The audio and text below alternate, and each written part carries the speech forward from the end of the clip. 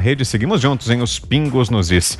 E o governo conseguiu na Câmara reverter a derrota imposta pelo Senado na votação sobre o veto que barrava reajuste salarial para algumas categorias do funcionalismo público.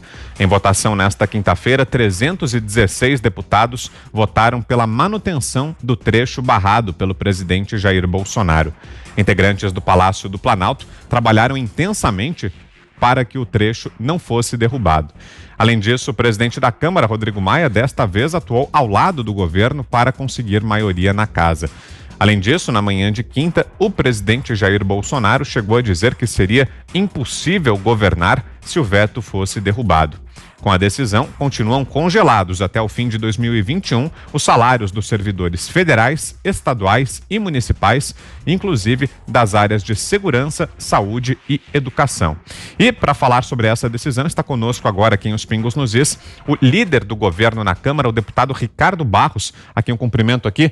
Boa noite, deputado. Obrigado pela entrevista.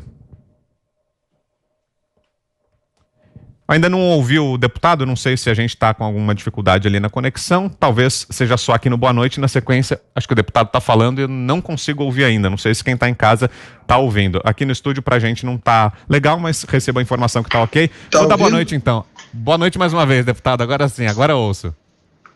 Alô, alô. Estamos ouvindo, deputado, boa noite. Alô.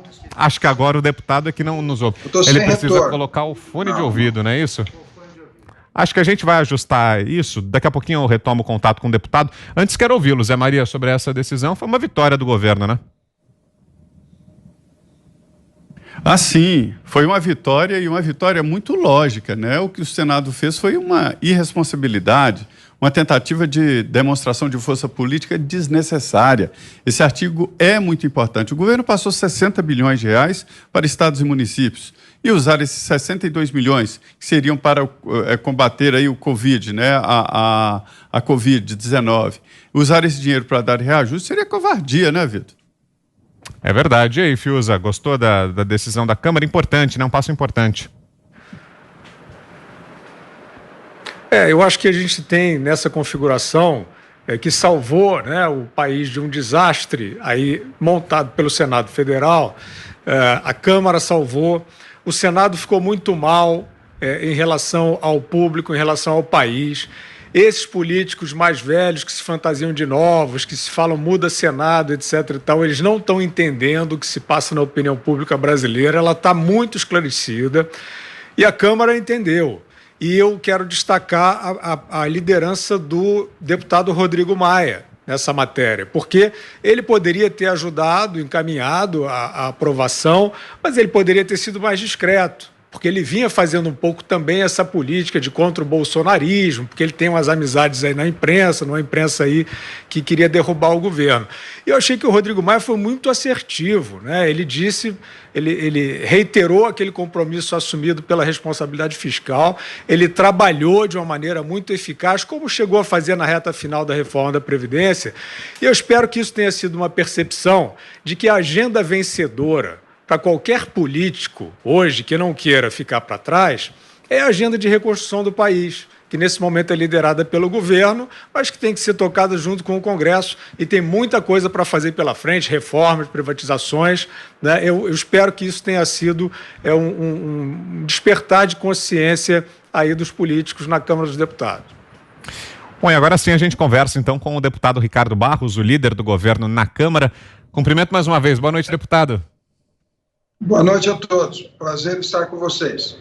Ô, deputado, para começar, queria saber como foi essa negociação para que o governo conseguisse essa vitória ontem na Câmara. Houve algum tipo de exigência? Os deputados e outros partidos que votaram com o governo nessa matéria fizeram algum tipo de pedido de liberação de emenda ou algum outro tipo, de outra natureza? Houve alguma contrapartida prometida pelo governo, deputado? Nenhuma. Houve convencimento, argumentos, e um argumento muito importante, né, porque este veto, se nós não pudéssemos mantê-lo, ele implicaria em 60 bilhões de custo anual a mais todos os anos, seguidos pela frente. E, obviamente, isso nós estamos falando que congelamento apenas até o 31 de janeiro do ano que vem, de dezembro do ano que vem, mas nós estamos estancando o aumento da despesa para que ela não encoste e não fure o teto. É muito importante o ajuste fiscal, é muito importante o rigor nas contas públicas. Nós estamos no orçamento de guerra, numa pandemia, mas a partir de janeiro nós temos contas regulares. E este impacto dessa despesa do ano que vem seria muito alto. Explicamos isso a todos os senhores líderes e eu deixei também claro o seguinte: no dia de uma votação importante, nós colhemos a base que temos, os votos que temos. Nenhum voto é conquistado no dia da votação. Eu não autorizo, enquanto eu for líder, não haverá esse tipo de negociação. Nós temos uma parceria com a base do governo, é um presidencialismo de coalizão, mas nós não podemos negociar votos na hora da votação. Isso não é correto, ou o governo tem base ou não tem base. E estamos surpresos com a adesão do argumento que nós colocamos, tanto que partidos da oposição votaram também pela manutenção do veto. Deputado, quem lhe faz a pergunta agora é Augusto Nunes. Por favor, Augusto. Deputado, também eu fiquei feliz com o resultado como brasileiro, sobretudo. Agora eu pergunto, isso significa, o resultado da votação significa que o governo já tem, pelo menos na Câmara, uma base de apoio numerosa e consistente?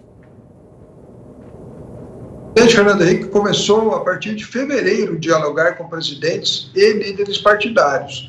A construção da base está em andamento. Esta votação, como disse, foi uma votação que nós usamos o argumento de que é Brasil e conseguimos ampla votação, muito positiva, né? Eu pressuponho que em pouco tempo o presidente Bolsonaro terá sim uma base sólida.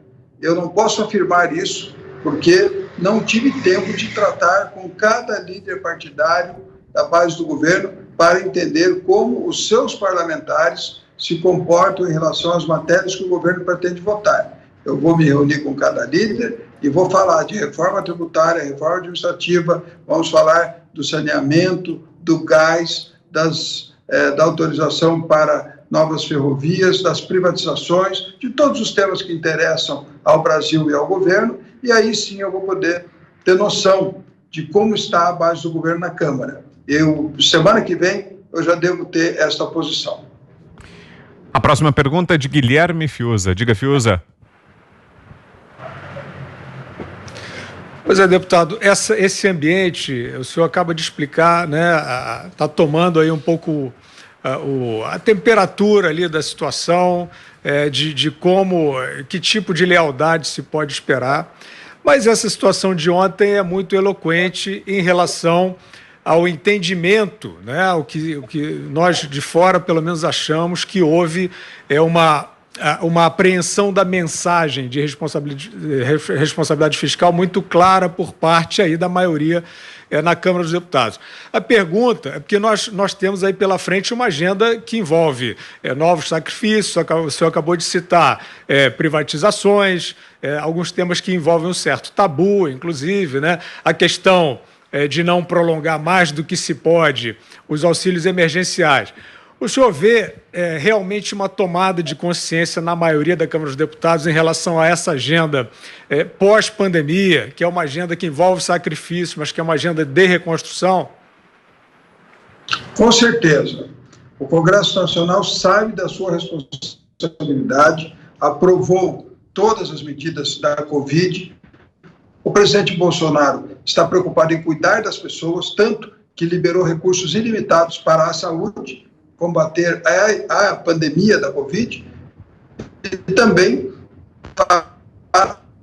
para combater os efeitos do isolamento social na vida das pessoas, na renda das pessoas. Então, o auxílio emergencial, muito importante para isso, a redução de jornada de trabalho também, onde o governo paga a parte do salário da redução e da suspensão de contrato de trabalho, que já foi prorrogado por mais 60 dias. Então, não há limite. Não há limite e não há limite de esforço do presidente Bolsonaro para que o brasileiro sinta o menor impacto possível da pandemia. Mas o impacto, ao final, será grande. Nós teremos desemprego, nós teremos muitas empresas que não retornarão e precisamos olhar para o futuro. O orçamento 2021 será um orçamento regular, não tem orçamento de guerra, não tem mais o decreto de calamidade pública, e por isso nossa preocupação é que as contas estejam equilibradas. E para isso, teremos que ter uma base do governo que vote matérias difíceis, que se referem justamente a conter as despesas para que o governo possa prosperar. Agora a pergunta de José Maria Trindade. Diga, Zé. Pois é, o deputado já foi, inclusive, ministro da Saúde, né? Ministro, o senhor chegou na liderança do governo no meio de uma grande tempestade, foi o primeiro teste, mas haverá outros. Neste caso aí, o governo conseguiu um apoio muito importante, né, de 316 deputados, mas não é a realidade da base. O senhor mesmo disse que ia ter oposição. A oposição aí, PSDB, né, DEM, que votaram evidentemente, com a possibilidade do Brasil seguir em frente. E demonstrou ali que os contrários ao governo, de qualquer maneira, têm inexpressivos ali, eu calculo 120 a 130 deputados que votaram sempre contra o governo. Mas demonstra também que o governo pode se aliar aí a esta centro-direita e aprovar muitos projetos importantes, não do governo, mas importantes para o país. Como é que o senhor pretende, deputados, alinhavar aí esse acordão e levar esse centro, que é muito importante? Olha, eu não considero DEM e PSDB oposição. Eles se declaram independentes. Imagina que o presidente Bolsonaro tem 2 ministros do DEM e o DEM se declara independente. E nem por isso ele tira os ministros. Então, é bem claro a questão da relação republicana e do respeito que existe ao Congresso e à sua independência. Eu quero lembrar que tivemos, nessa primeira reunião de líderes que eu convoquei, o presidente Rodrigo Maia foi lá à sala da liderança do governo, ele esteve o tempo todo na sessão, discursou, o líder Eduardo Gomes, senador Eduardo Gomes, que é o líder do governo no Congresso, responsável por essa votação, que era uma votação no Congresso, mas na parte da Câmara dos Deputados, nos auxiliou, nos prestigiou, indo também à liderança do governo na Câmara, da convergência de apoiamentos. Todos os senhores líderes partidários foram contatados, participaram da reunião,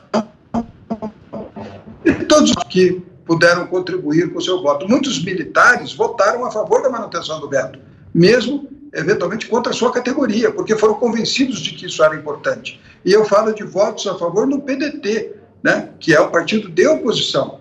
Em outros partidos de oposição tivemos votos a favor, porque a matéria era uma matéria de interesse do Brasil, não apenas uma matéria de interesse do governo.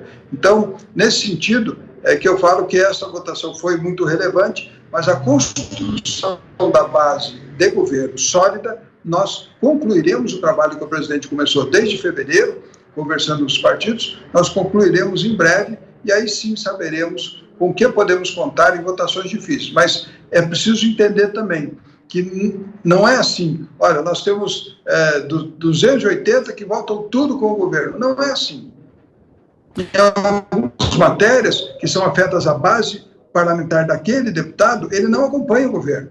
Mas em outras matérias ele acompanha. Então a base dele tem que ser um pouco mais ampla para que nós possamos ter esta flexibilidade de permitir que o parlamentar seja a base do governo sem se sacrificar com a sua base parlamentar.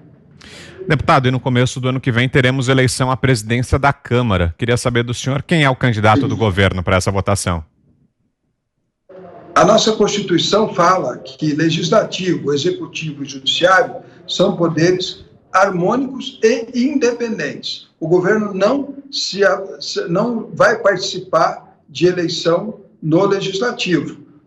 O presidente Bolsonaro sabe que precisa respeitar a autonomia do Poder Legislativo, e o Poder Legislativo também sabe que quer um presidente independente, né? Então, isso não há candidato do governo e não haverá candidato do governo. Augusto Nunes. Deputado, qual vai ser o próximo grande teste aí para se medir a eficiência da base do governo? Qual é a próxima votação importante? A próxima votação importante na Câmara, a lei do gás, que nós vamos votar proximamente, na quinta-feira que vem, mas no Congresso Nacional, liderado pelo senador Eduardo Gomes, nós temos a votação do veto do saneamento, que é muito importante para que as pessoas tenham rapidamente investimento privado em água e esgoto para levar saúde à população. Cada real investido em saneamento economiza R$ reais de gastos na saúde. E temos também o veto da desoneração da folha, da prorrogação da desoneração da folha, que está sendo objeto de uma negociação. Então, nós temos no dia 2 de setembro um desafio importante, que é essa sessão de votação de veto no Congresso Nacional. Próxima pergunta é de Guilherme Fiuza. Diga, Fiuza.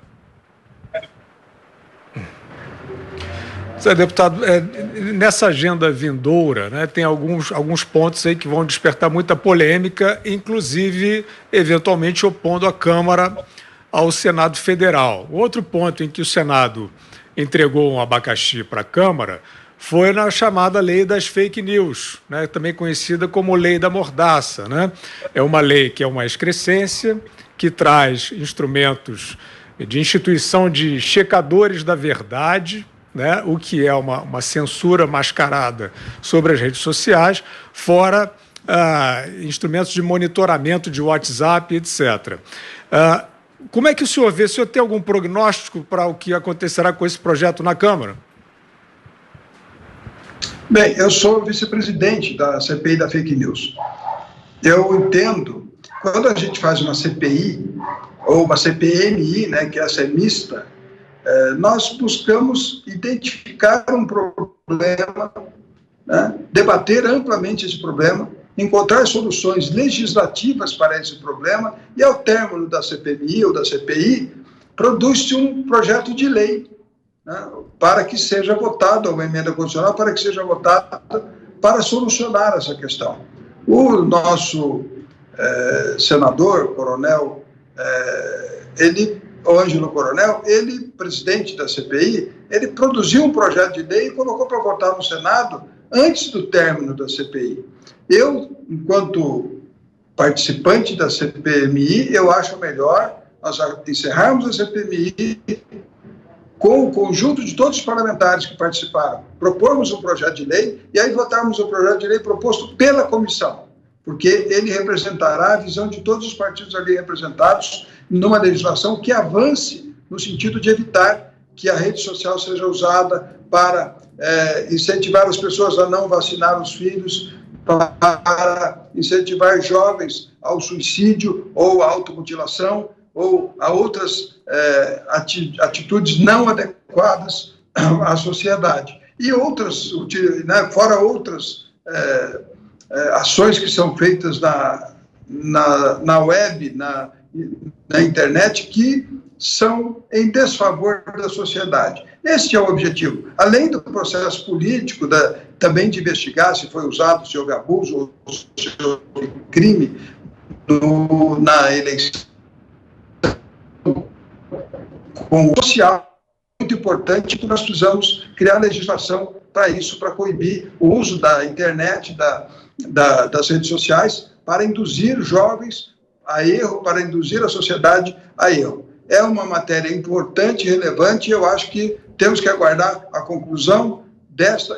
Este projeto que está na Câmara, eu vou votar contra. É isso que o Senado votou, eu não apoiarei. Estou falando eu, deputado Ricardo Barros. Né? Vamos avaliar a posição de governo. Mas nós não podemos perder todo o esforço que foi feito pela comissão e não aprendemos com o que foi debatido na comissão para fazer uma lei que seja realmente adequada e a melhor para o Brasil. E para fechar agora mais uma pergunta de José Maria Trindade. Por favor, Zé. É isso. Deputado, o senhor já foi ministro e sabe a importância que é investimentos públicos em vários setores e tal. E daí essa disputa natural. Qualquer governo, eu costumo dizer que eu não sei quem será o próximo presidente da República, mas sei que lá haverá esse debate entre desenvolvimentistas, os que querem mais dinheiro para fazer a economia girar e os que não. Eu queria perguntar para o senhor exatamente isso. Como o senhor pensa sobre essa história aí de mais gastos, menos gastos e que dia, né, o orçamento chega ao Congresso Nacional? O prazo está acabando até o dia 31. O orçamento deve chegar dentro do prazo. A questão é que em todos os governos estaduais, municipais e governo federal existe o freio e o acelerador. O freio é a economia, que tem limite de arrecadação. O acelerador são os ministérios fins: saúde, educação, infraestrutura, desenvolvimento regional, cultura, esporte, que querem gastar. Eles existem para atender as demandas da sociedade. Então, vem muita demanda de prefeitos, governadores, sociedade para esses ministérios, e o ministro vai e pede recursos para atender essas demandas. Esse equilíbrio é que o Congresso define na votação do orçamento. Então, nós nunca teremos o fim dessa disputa, não é usar recurso público para aquecer a economia, que isso é outro assunto, né? Nós estamos falando da função natural dos ministérios, que é atender às suas demandas. Então, se o ministro da Infraestrutura pede mais recursos, é porque estão pedindo para ele mais estradas, mais pontes, mais infraestrutura, mais portos, né? Mais ferrovias lá na ponta. Então, é uma solução que temos que fazer. Por que, então, a manutenção do veto, que é o nosso assunto? Para conter o gasto público e permitir um espaço maior entre a despesa e o teto de gastos. Aí, nesse espaço maior, vem o Renda Brasil, que precisa ser ampliado, né? Nesse espaço orçamentário vem a infraestrutura, a saúde, a educação e todas as áreas de governo que precisam de mais recursos. Então, por isso, estamos felizes com a manutenção desse veto e agradeço de novo a todos os senhores parlamentares pela ajuda que tivemos. Muito bem, nós ouvimos aqui em Os Pingos nos Is, então, o deputado Ricardo Barros, líder do governo na Câmara. Obrigado, deputado, e ótimo final de semana por aí. Boa noite.